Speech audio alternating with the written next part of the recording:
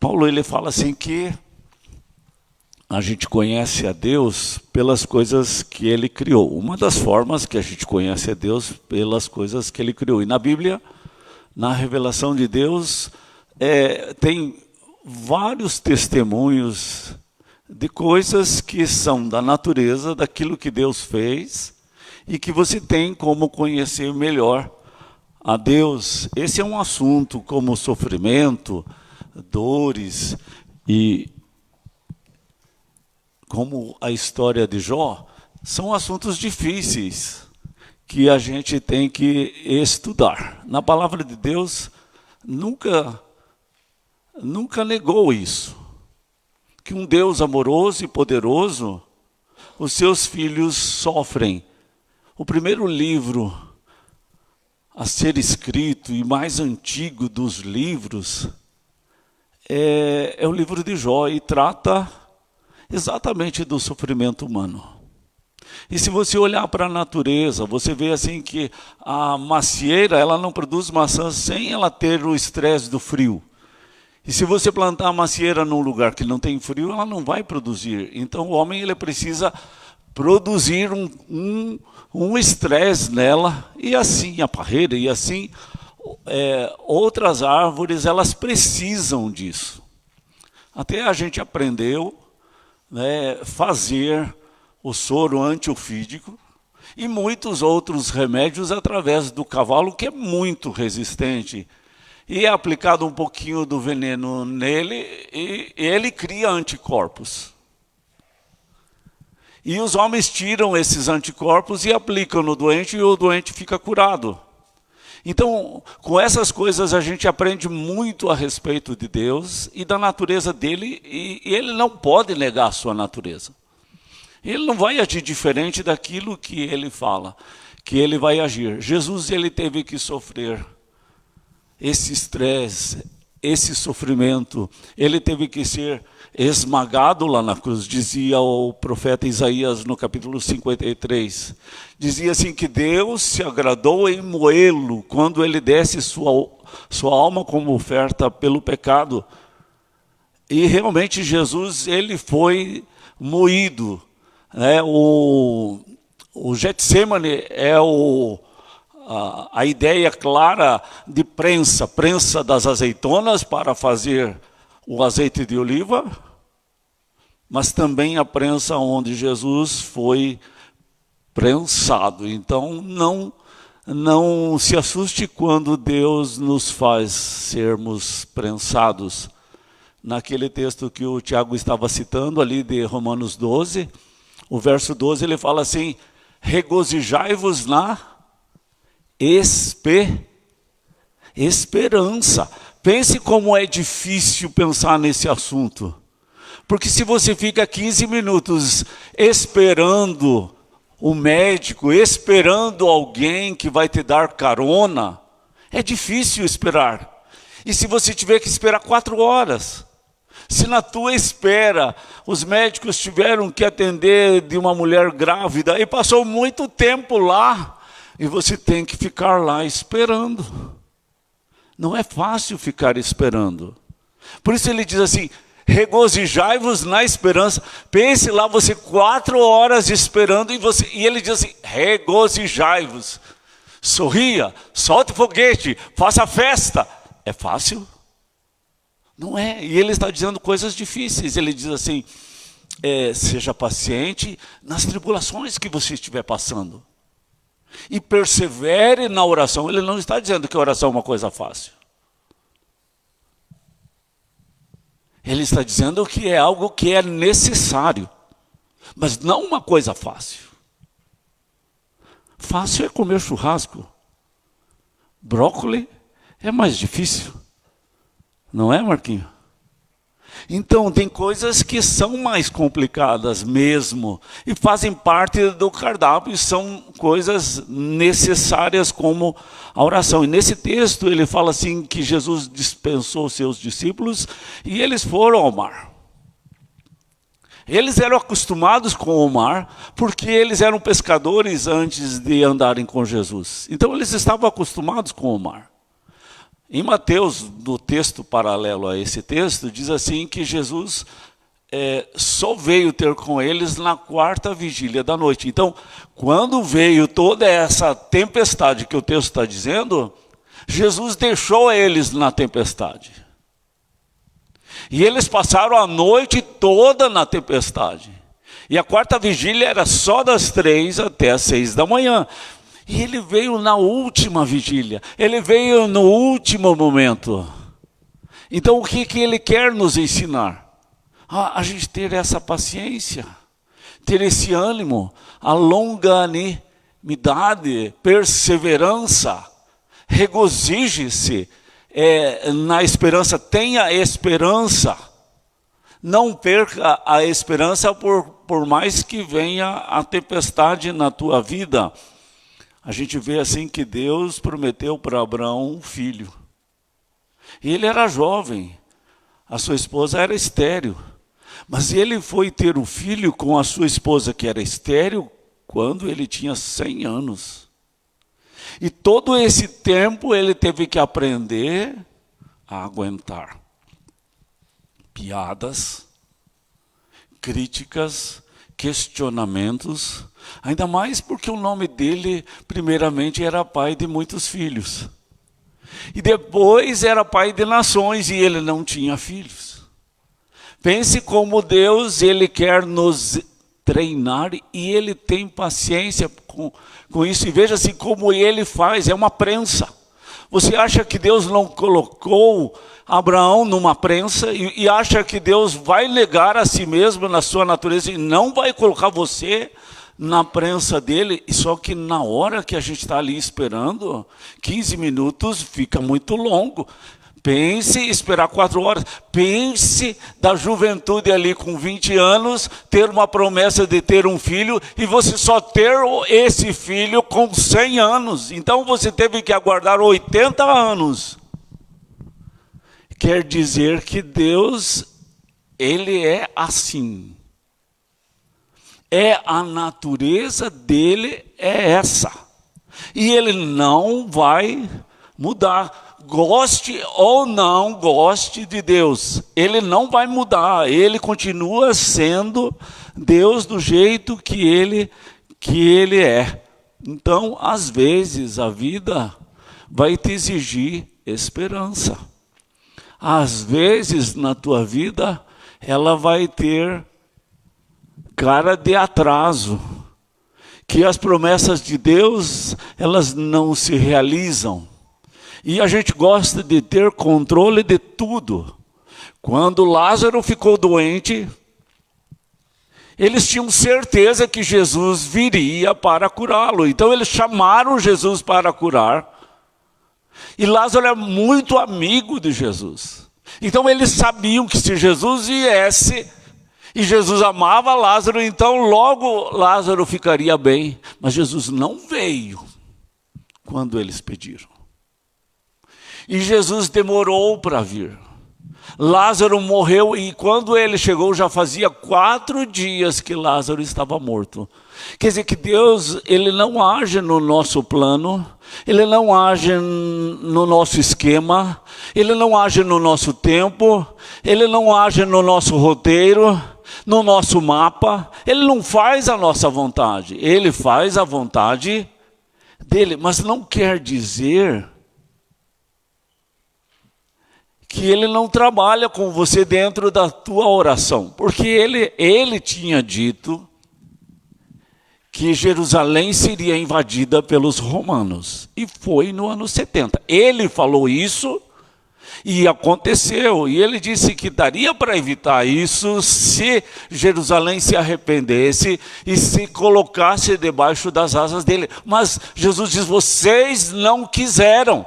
Por isso vai acontecer isso.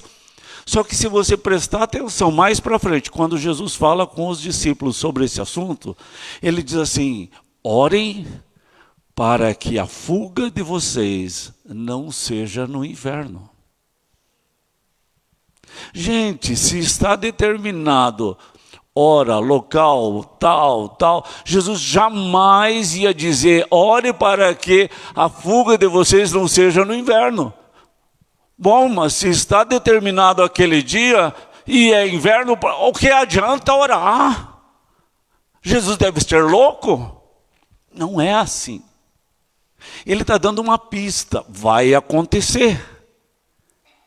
Jerusalém vai ser invadida e vocês vão ter que fugir. Quem fugir vai sobreviver. O que vocês precisam fazer é orar para que a fuga de vocês não seja no inverno, porque o inverno é rigoroso. Neve, frio, congela tudo. Como que vai poder fugir? Ele se preocupou também com as irmãs que estavam grávidas, que naquele dia seria um dia difícil. Porque fugir com um nenê grande na barriga não seria fácil. Jesus, ele conhece o nosso problema, a nossa luta. E ele está falando, não deixe de orar, não deixe de crer. Né? Naamã, quando ele buscou a cura com o profeta do Senhor, vocês lembram o que o profeta disse? O profeta nem foi falar com Naamã. Ele mandou o quê? O menino falar. E qual que era o recado? Vai lá e toma banho 7 vezes no rio. Mas o rio Jordão é um rio muito sujo, feio. E Naamã pensou assim, mas lá na minha cidade tem rios limpinhos, transparentes, que você enxerga o fundo. O que eu quero tomar banho numa água suja? O cara não veio nem aqui presencialmente. O cara não veio colocar as mãos sobre a minha cabeça. Não fez uma longa oração, nem apareceu, ele nem me considerou. E eu sou o comandante do exército do grande império da época, Naamã. Aí os seus, ali os soldados que estavam juntos, é que convenceram. Gente, ele pediu uma coisa difícil? Não. Não é só 7 banhos? É. O que te custa fazer isso? Por que tem que ter esse... Claro que eles não falaram isso. Eles só pensaram. Eu acredito que eles só pensaram. O que eu estou pensando agora. Por que ter esse orgulho? Por que assim, insistir nesse orgulho e voltar para casa leproso? Se você tem a oportunidade de ficar curado. E ele ouviu os soldados que deram esse conselho, foi lá e tomou os banhos e ficou curado, não tinha mais lepra. Veja que bênção, mesmo num rio de água suja. Porque a questão para Deus não era a água em si, era a obediência à palavra dele. Mas é que a gente também, além da questão do tempo, porque seja 15 minutos que você tem que esperar, 4 horas, ou 80 anos como Abraão, e aguentar as piadas, aguentar o bullying. Mas Deus está te treinando. Como Ele tira soro antiofídico do cavalo. Deus está fazendo uma obra na tua vida. Ele não vai fazer essa obra você deitado no sofá. Ele não vai fazer isso ao preguiçoso. Não vai. Não é o estilo dele esse. Então a gente tem que saber qual é o estilo de Deus, como ele age, a forma que ele age e se submeter a essa forma. Só que a gente não pode achar que a gente tem domínio sobre Deus, como colocasse ele no laboratório e dizer, ele vai repetir assim. Né? Então vai fazer, vamos então agora ao redor aqui da cidade, a gente vai fazer uma coluna de gente e a gente vai fazer as muralhas caírem. Como aconteceu na caída das muralhas de Jericó. Deus não vai repetir essas cenas. Mas a gente quer repetir. Quando Paulo se converteu, o que aconteceu com ele? No momento que ele se converteu, o que aconteceu com ele? E antes? caiu do cavalo e a gente acha que tem que ficar caindo de cavalo. Tem que ter o tal do sal, tem que ter o tal disso, o tal daquilo, tem que repetir, tem que impor as mãos, né? A gente quer repetir que as coisas aconteçam como está escrito lá na Bíblia, e a gente faz o esquema funcionar daquele jeito, né? Então, Deus, ele quer que você entenda que Ele está acima do método que você tem. Está fora do teu plano, do teu jeito, do teu sistema. Então, aguente, firme, regozije-se na esperança. O método é dele, não é teu, não é meu. E tenha confiança. Tenha confiança no método dele. Ele diz assim, o homem que confia no Senhor, ele é feliz. Inútil vai ser você levantar de madrugada e repousar tarde. Trabalhar que nem um desgraçado, desde as 5 da manhã até as 8, 9 da noite, achando que com isso você vai ter prosperidade. Ele diz assim, aos seus amados, Ele os dá enquanto dormem. Por quê? Porque você servindo ao dinheiro e amando o dinheiro se torna teu senhor, e ele é um senhor cruel. O dinheiro é necessário, mas ele tem que estar debaixo dos teus pés. Ele não pode estar na tua cabeça. Ele tem que ser teu servo, teu escravo, e não você ser escravo dele. E é isso que o texto está dizendo. Então ele não está dizendo assim que não é para trabalhar. Ele está dizendo que você não pode confiar no trabalho como uma forma de que você vai ter dinheiro para ser feliz. Ele diz assim, inútil é você arrumar sentinelas e achar que os sentinelas vão guardar a cidade.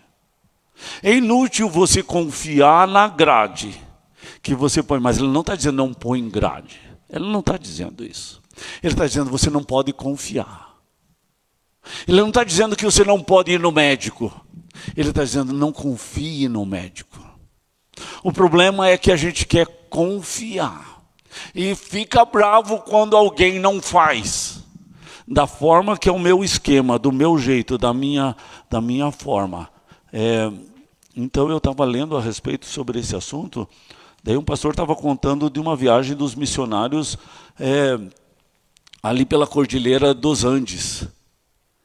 E aí, nessa viagem que eles fizeram, foi à noite, de um percurso até outro. E eles foram todos montados em jumentinhos.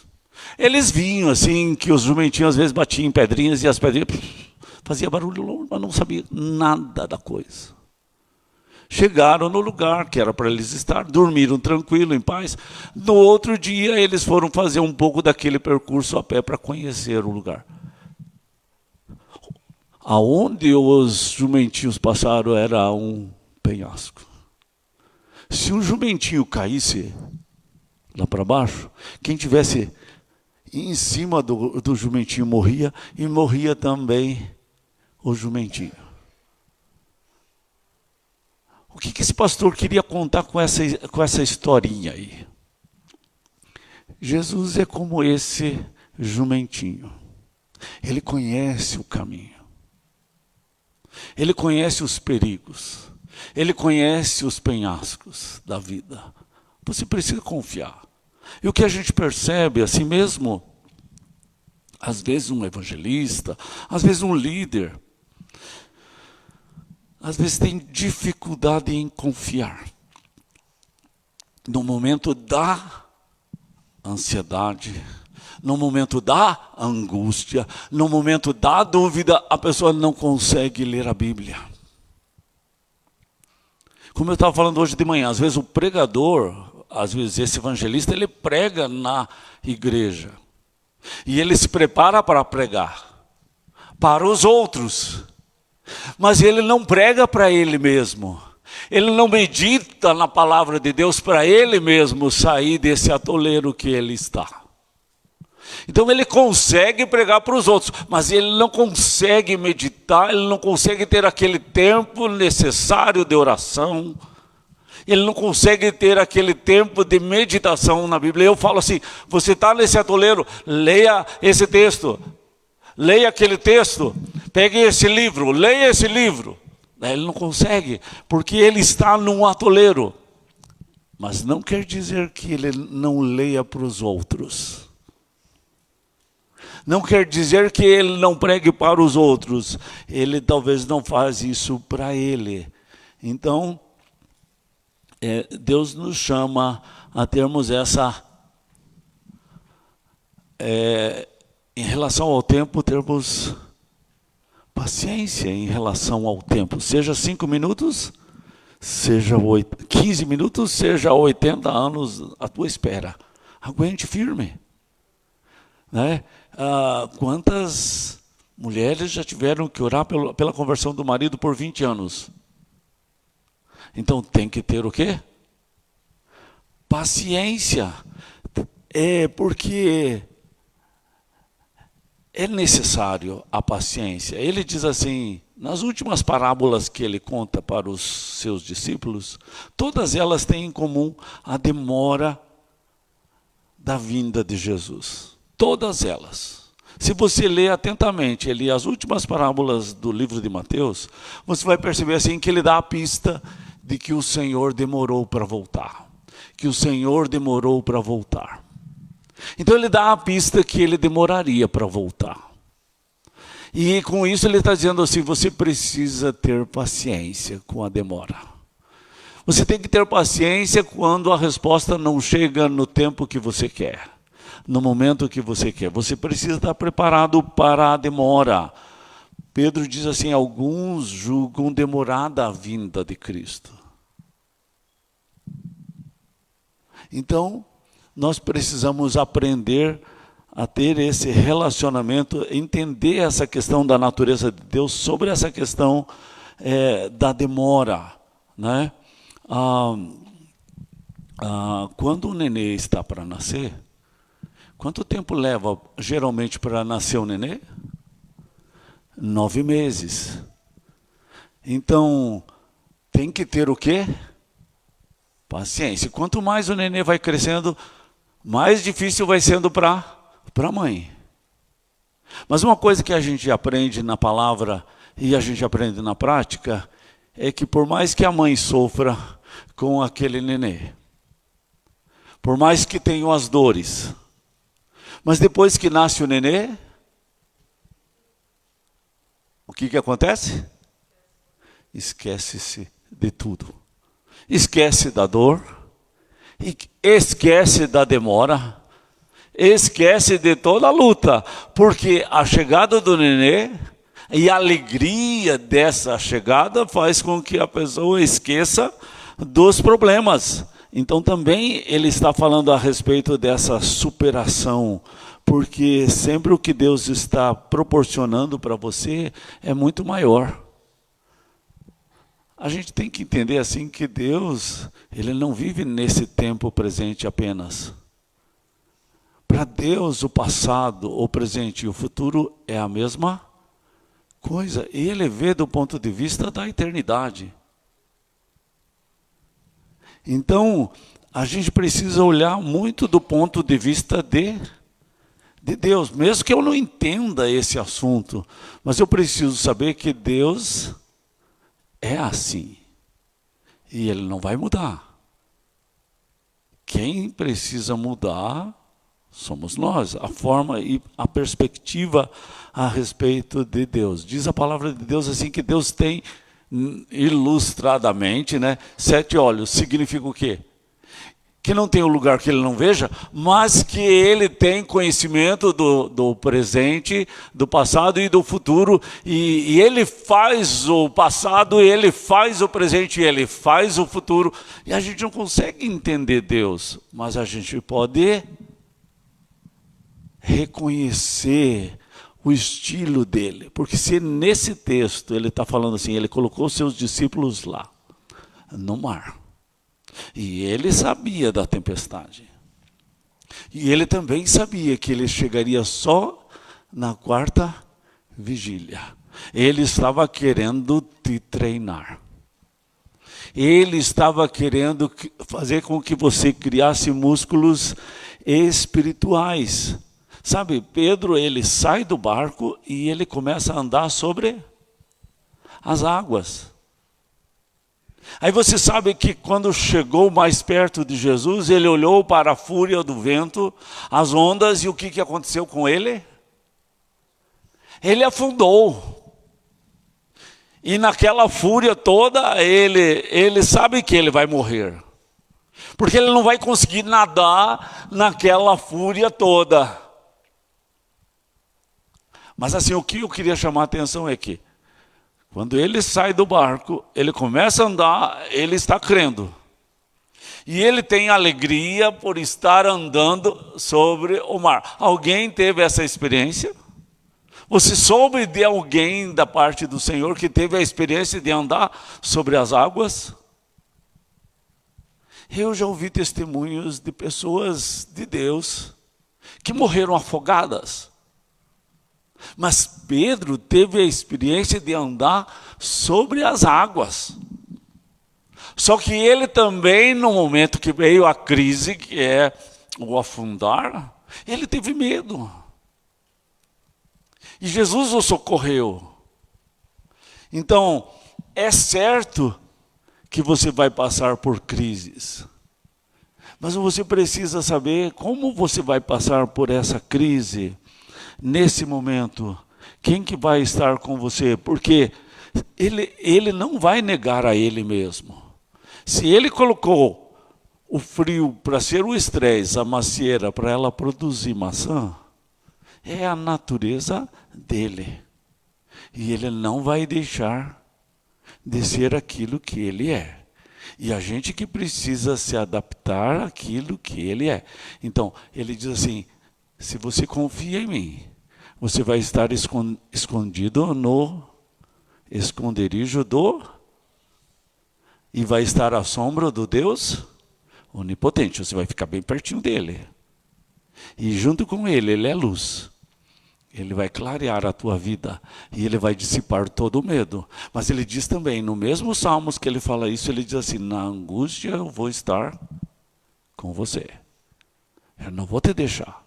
Eu vou ouvir tua oração. Persevere. Não desista. Não desanime. Né? Então eu quis com isso, irmãos, só lutar um pouquinho assim, para a gente mexer nesse assunto assim, de como Deus é. A natureza de Deus. E muitas vezes, aqueles que não creem em Deus falam sobre essa questão do sofrimento. E como um Deus perfeito que a gente prega pode deixar os seus filhos sofrerem. Mas a gente tem que entender que isso também faz parte da natureza dele. E ele não vai te dar paciência assim, Camila, tenhas, digamos, meia grama de paciência. Vou te dar meia grama de paciência. 2 gramas. Meio quilo. Assim, ó. Não. É na luta. É no exercício que o músculo vai crescer. Não vai ser de outro jeito. Eu lembro assim que uma irmãzinha, querendo fazer com que os seus filhos pequenos estudassem, comessem verdura, comessem brócolis, né, Marquinho? O que ela fez? Ela disse assim, nós vamos lá na farmácia, lá tem uma injeção, que dentro dessa injeção tem brócolis, tem repolho, tem isso, tem aquilo.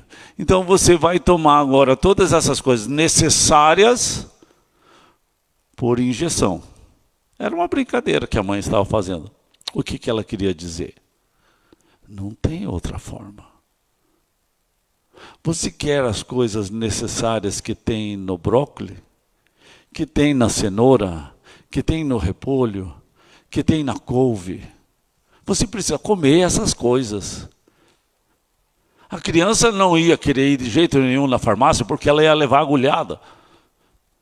Ela tinha medo, então ela acabou então aprendendo a comer essas coisas. Não é fácil, né? Brócolis, eu tenho dificuldade com brócolis até hoje, né? Não sou tão adepto do Marquinho, né? Porque para ele tudo isso é celulose, né? E não tem necessidade nenhuma de celulose, né? E que ele come o brócolis tudo indiretamente, porque ele come brócolis industrializado na carne dos animais que ele come, né? Gente, não vai ter atalho, né? Deus tem o seu sistema, a sua forma, e a gente precisa aprender, se adaptar àquilo que é a natureza do nosso Deus, certo? Vamos orar? Obrigado, Deus, porque podemos te conhecer, Pai. Podemos ter um relacionamento com o Senhor. Eu sei que é muito difícil para nós regozijarmos na esperança, numa fila, ou como quando esperamos uma promessa ser realizada e ela não foi realizada ainda. Quando uma mãe ora por um filho que está enfermo, mas ele não foi curado ainda. Quando ora por um filho que está na droga, mas ele ainda não se viu livre da droga. Ora por um filho que não se converteu, que não nasceu de novo e ele ainda não nasceu. Então a gente precisa ter e aprender a ter essa esperança. E que muitas vezes no atraso a semente da esperança germina, cresce, produz frutos, Senhor. Que a gente aprenda a exercitar essa fé. Aprenda a ter essa longanimidade que é fruto do Teu Espírito, Pai, através dessas circunstâncias que o Senhor coloca em nossa vida, Pai. Que realmente a gente esteja assim animado e consolado no Senhor, que o Senhor vai fazer essa obra que o Senhor começou na nossa vida. E não ver circunstâncias como derrotas, Pai, mas como meios de chegar naquilo que é o plano, assim, o projeto do Senhor, e não o nosso plano, e não o nosso projeto, Pai. Que realmente a Tua igreja possa perseverar na oração, não desistir da oração porque ainda não aconteceu aquilo que está orando, ou porque a oração parece uma coisa tão distante e parece que a nossa carne realmente tem resistência à oração, como tem resistência à palavra, ao meditar na Escritura. E o Senhor está querendo assim se revelar a nós e tornar assim esse tempo que a gente gasta em meditação na Tua palavra, em alegria, em prazer, em gosto, em saudade do Senhor, como muitos falam, que o próprio salmista fala que desfalece no coração a saudade pelo Senhor, a saudade pela presença do Senhor. Como as músicas que cantamos hoje falavam muito da Tua presença, da Tua natureza, da Tua grandeza, Pai. Nos ajuda a reconhecermos isso, não estarmos tão com a cabeça para baixo, olhando para o chão, sendo egoístas e pequenos em tudo, mas levantando a cabeça, olhando para o céu, olhando para um plano maior que o Senhor tem para a vida dos Seus filhos, Pai. Oramos em nome de Jesus.